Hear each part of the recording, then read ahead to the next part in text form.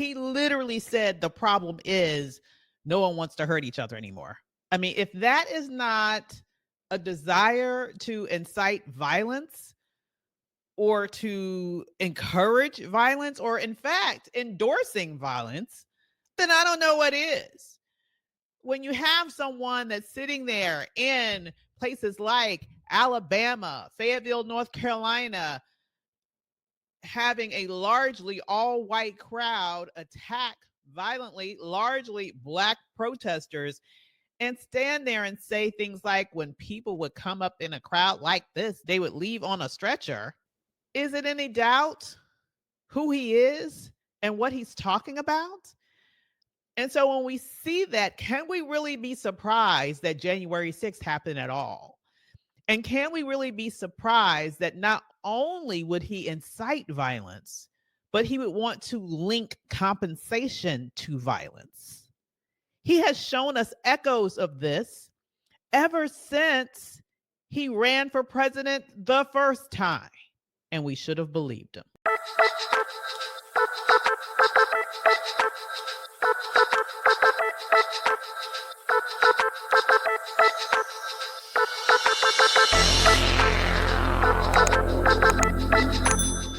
Welcome to another episode of Fearless Politics. This is going to be fun. I have to tell you, I am going to savor this episode, and I'm going to tell you why I'm going to savor this episode of Fearless Politics. It's because, fun fact, I'm petty.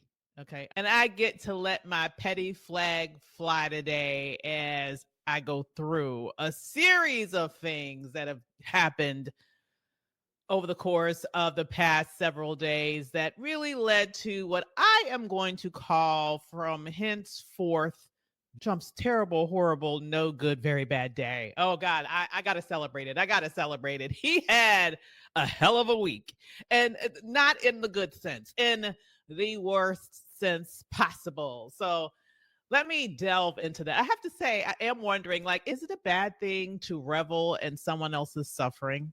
Let me consider that for a nanosecond. Is it a bad thing to revel in someone else's misfortunes? To me, the answer to that question is, if that someone is Donald Trump, oh, hell to the no. It's not bad. It's not bad at all. And I am enjoying every second of it. So let's get down to business. Literally, if you were to describe it, I would say that Trump had a clusterfuck of a week last week. And it all culminated on a clusterfuck of a Friday, and we had several bad things happen. Let's dig right in because there's so much to get into here. Oh my goodness. Now, I have to say, first of all, as I mentioned, I am a professional petty person.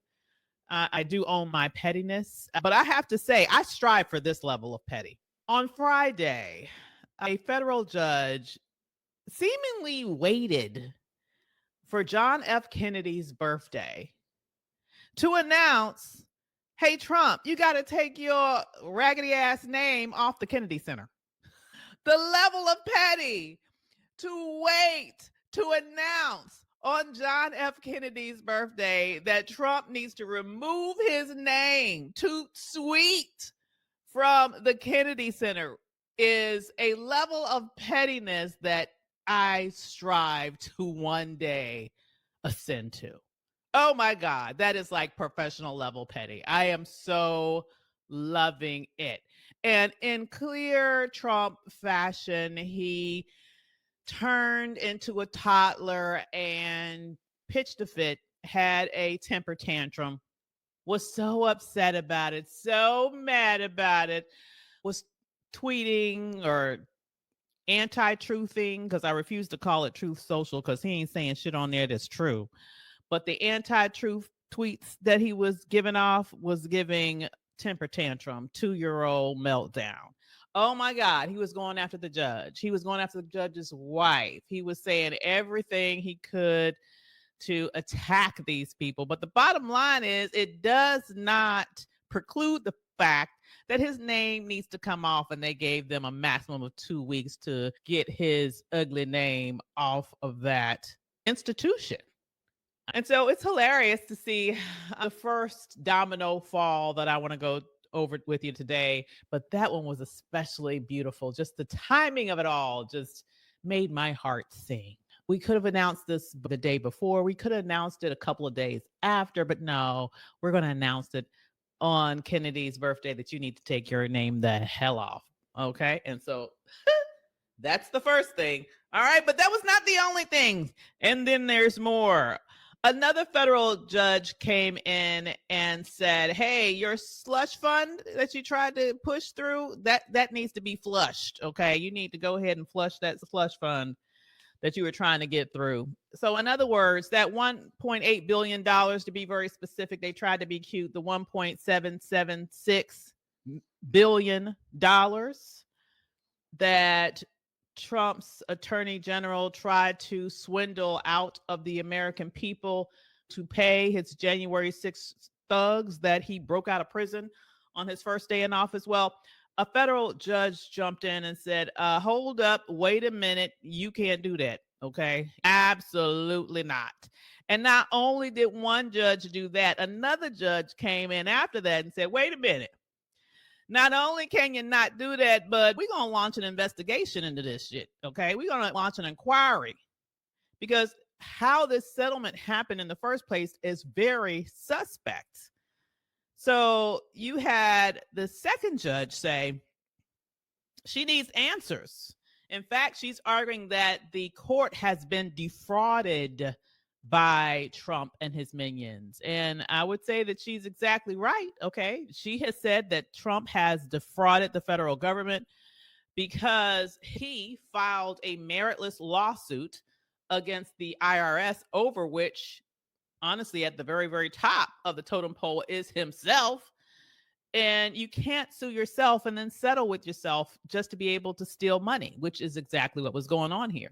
And so not only have they hit a snag in terms of being able to pay the January 6th thugs, but in addition to that, an inquiry is being launched into the whole shenanigans in the first place, because this judge believes, and I agree with her, that it looks like a case of fraud, which we all know is what? Illegal. You know, what is surprising here to me is the fact that anyone would be surprised that if you put a criminal in office, he would behave criminally. That's the part of it that is shocking to me. I don't think anybody should be shocked by the fact that you put a criminal in office, you tell that criminal that no matter what you do, because you're in office, you can't be charged with a crime. So you expect that criminal then to not behave in criminal ways, knowing that there is nothing that can be done to him, or at least he believes that. Let's just take a minute to remember that criminal had people engage in riotous behavior. You had them attack police. Several were injured severely. Some even ended up having mental illnesses as a result of that day and actually committed suicide after. And they got into the building, spread feces all throughout the Capitol. A lot of the same Republicans who are now acting like it didn't happen were running for their damn lives, like the punks that they are. And all of this from people who claim that, quote unquote, Blue Lives Matter. Okay. Now, you remember all of this was happening on January 6th. And then for me, I also take my memory back a little bit further. Do you remember when he ran the first time and he was having all of these rallies where his crowd in the rally became violent to protesters that were in there? I don't know if you recall those. Take a look.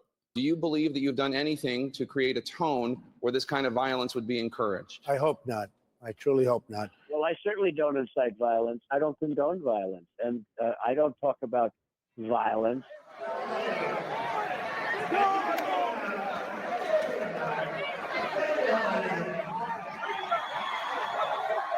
This guy started screaming by himself. And they did, I don't know, rough up. Maybe he should have been roughed up, because it was absolutely disgusting what he was doing. So if you see somebody getting ready to throw a tomato, knock the crap out of them, would you? Seriously. Okay? Just knock the hell.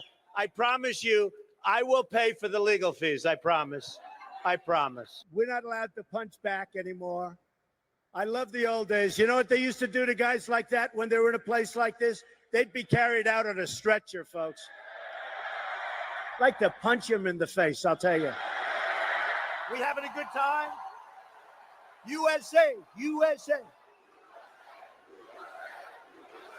All right, yeah, get him out. Try not to hurt him. If you do, I'll defend you in court. Don't worry about it. In the good old days, this doesn't happen because they used to treat them very, very rough. And when they protested once, you know, they would not do it again so easily. Isn't it great to be at a Trump rally, really? Right? Part of the problem and part of the reason it takes so long is nobody wants to hurt each other anymore, right? So yeah, you heard that right. He literally said the problem is no one wants to hurt each other anymore. I mean, if that is not a desire to incite violence or to encourage violence or in fact endorsing violence, then I don't know what is. When you have someone that's sitting there in places like Alabama, Fayetteville, North Carolina, having a largely all-white crowd attack violently, largely Black protesters, and stand there and say things like, when people would come up in a crowd like this, they would leave on a stretcher. Is it any doubt who he is and what he's talking about? And so when we see that, can we really be surprised that January 6th happened at all? And can we really be surprised that not only would he incite violence, but he would want to link compensation to violence? He has shown us echoes of this ever since he ran for president the first time. And we should have believed him. What I think is ironic about that situation is, to me, what he was trying to do with this $1.8 billion fund was a couple of things. He was literally trying to take your money, your taxpayer money, to pay his thugs in the same way that he was promising to pay his thugs when he ran for office the first time, but he was too cheap to use his own money to pay his thugs. Now he wants you to pay his thugs. And he wants you to pay his thugs because he wants his thugs to be at his beck and call for future violent activities that he might want to use at any time. I mean, just think about it. What if he wants to sick his thugs out on election day in order to intimidate people who are trying to vote? What if he wants to use his thugs when we're supposed to have a change of power and he decides he doesn't want to leave the next time? And now he has a ballroom with a bunker under it. And now he has a Department of Defense that is compromised. It is disturbing. And so when I think about what his nefarious plans were for that payoff, I think it was about more than just rewarding them for being his muscle at a time in which he literally tried to overthrow this government. I think it really was about giving them the resources to rearm and to prepare themselves and give them the message that if you hurt people on my behalf, potentially even kill people on my behalf, not only will I look out for you legally, I will actually compensate you for it. That is really mob boss behavior. If you want to talk about a crime family, this literally is a crime family. Trump and his sons are getting rich over causing wars that now they go and monetize either through new business ventures having to do with drone development. Now that we've used up all of our drones, isn't that convenient? Their shenanigans with the stock market and more.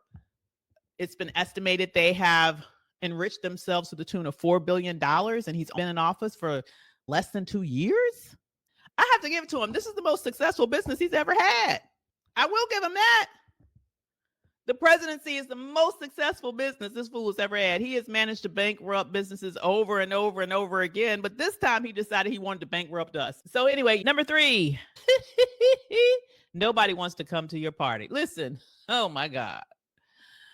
The humiliation just keeps rolling right in. It is so fun to see. You know, Trump tried to throw that Freedom 250 concert series to commemorate the 250th anniversary of this nation, in which he released this list of, I want to say it was like 9 different artists. And one after the other, after the other, after the other kept saying, hold up, wait a minute, I ain't coming. And then I ain't coming. And then, but wait a minute, I ain't coming either. It was such a humiliation that Trump has now gone once again on his little baby temper tantrum moments and said, well, I'm not going to have a concert at all. Well, the bottom line, to his defense, what kind of concert would it be? I think at the end of the day, maybe only one person was left on the list. And obviously nobody that anybody actually wanted to see. So he didn't have much of a choice. But what he's going to replace that concert with right now is, guess what? One of his Klan rallies. Yeah, so he's just decided, I'm going to have a rally instead. A rally that nobody cares about. Okay.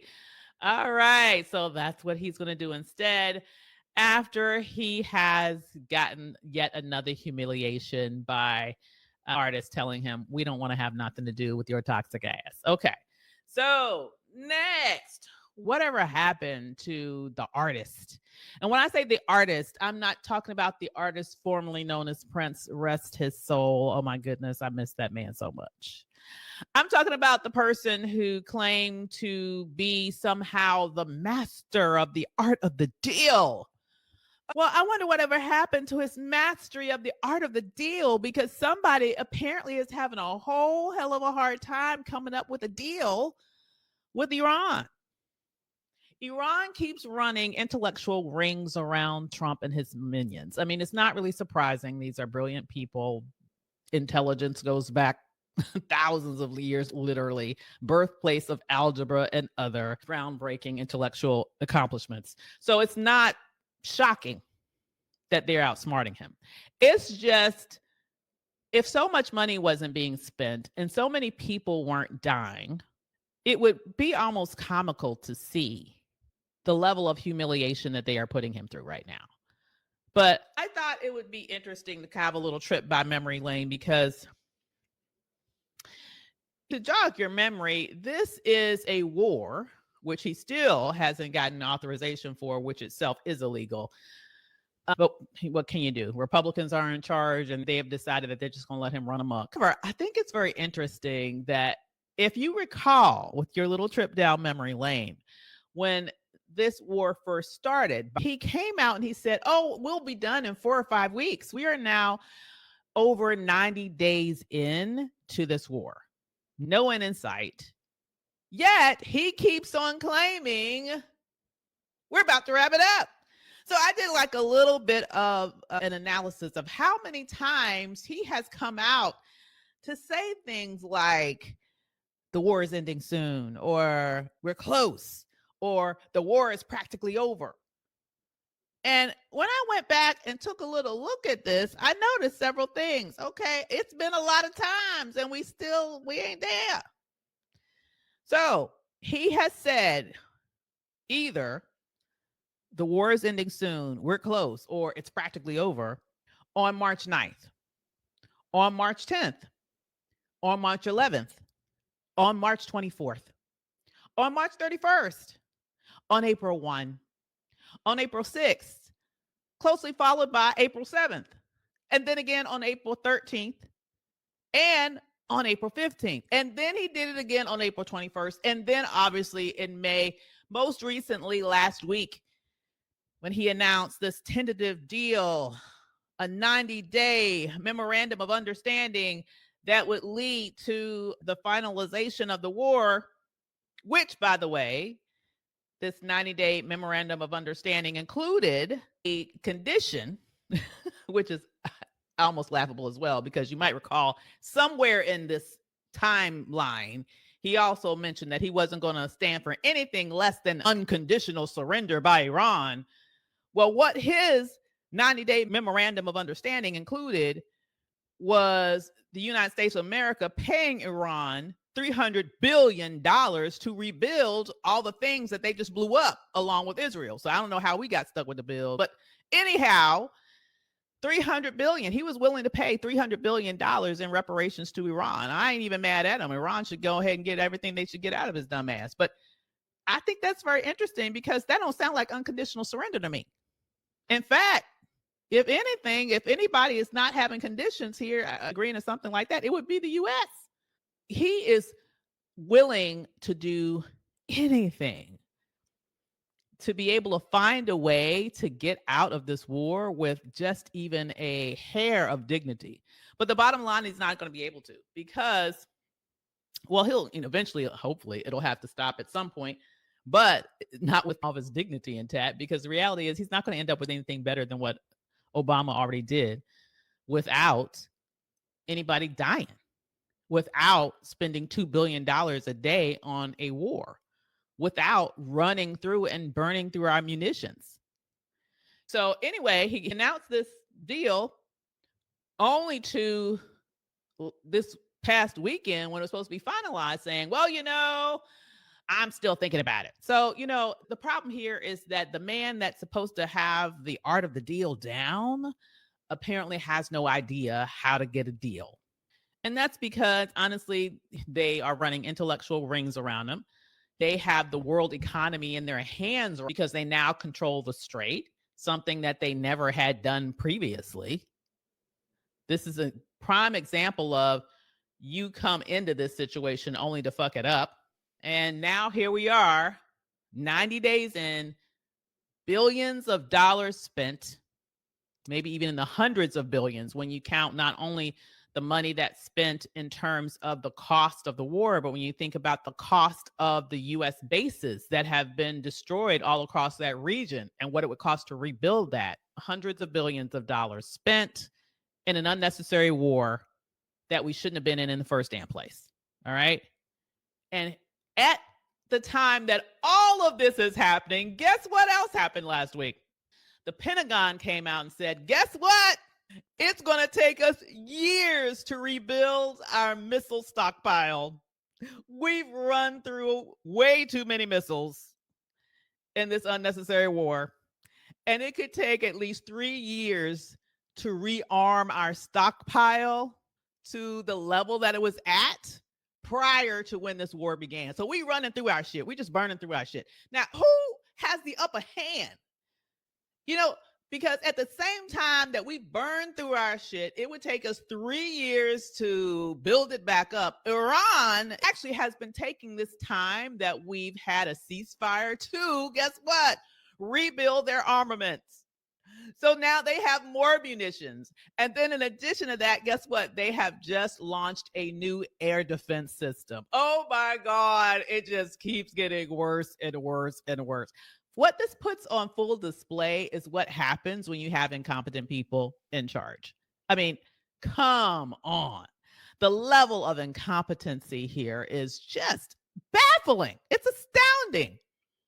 It's unprecedented. You start a war that you didn't have to start. You are spending, during the heights of this war, $2 billion per day. You've burned through so much equipment that it's going to take us 3 years to rebuild the munitions that we've utilized as part of this particular war.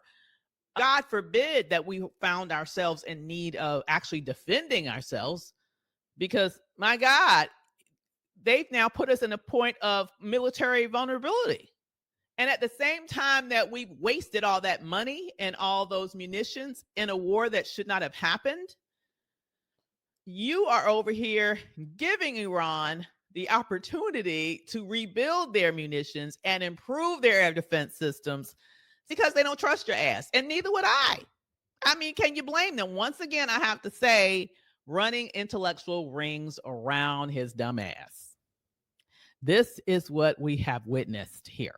So with that said, I still want to take a moment to revel in his dubious, disturbing, very bad, horrible, very unfortunate week in which he lost over and over again. It makes me feel like T-Pain. I need to sort of serenade him instead of saying all we do is win. All he does is lose. He just had a loser week.